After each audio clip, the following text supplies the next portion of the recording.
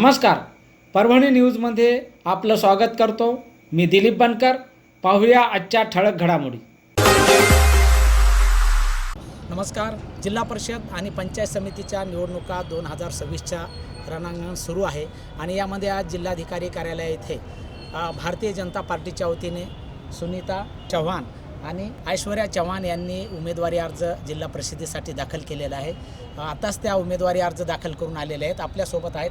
नेमकं काय अजेंडा आहे त्यांचा? भारतीय जनता पार्टीचं राज्य सरकार या देशामध्ये आहे आणि आपल्या सोबत आहेत त्या काय सांगतात? काही आपण आज भारतीय जनता पार्टीच्या वतीने आपण उमेदवारी अर्ज दाखल केलेला आहे. काय सांगाल आपण? काय अजेंडा आहे आपला? लोकांचं कल्याण. अच्छा, धन्यवाद. आपण सांगा.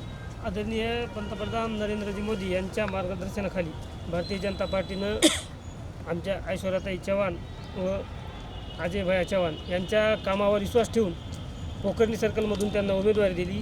आमचा एकच या ठिकाणी विकासाचा ध्यास आहे की पोखर्णी जिल्हा परिषद सर्कलमध्ये संपूर्ण खेडोपाड्यामध्ये आरोग्य, शिक्षण ह्या मूलभूत गरजा खूप कमी आहेत. त्या येणाऱ्या 5 वर्षात आम्ही लोकांना संधी दिली तर ते संपूर्ण प्रत्येक गावाचा विकास करू. त्या विकासात कुठेही कमी पडणार नाहीत, हेच आमचा अजेंडा असेल. एवढंच बोलून सांगतो. आपल्यासमोर इतरही पक्षाचे काही आव्हाने आहेत आणि आपण सत्तेमध्ये आहात. काय वाटते आपल्याला? प्रत्येकाचा अजेंडा वेगळा आहे. लोक भरपूर उभे आहेत, 4-5 उमेदवार आहेत, पण आम्हाला कोणी वाटत नाही की आमच्यासोबत कोणी टिकू शकेल. एवढं आमचं कार्य मागील 10 वर्षापासून.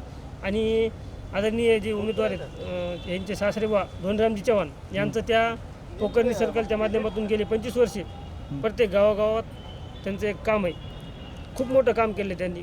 त्या कामाची साखळी म्हणून सर्वच लोक त्या सर्कलमधील त्यांच्या पाठीमागं खंबीरपणे उभे आहेत.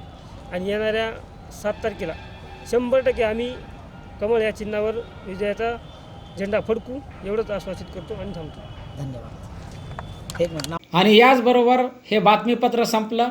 पुन्हा भेटूया पुढील बातमीपत्रात. शहरातील ताज्या घडामोडी जाणून घेण्यासाठी पाहत राहा परभणी न्यूज.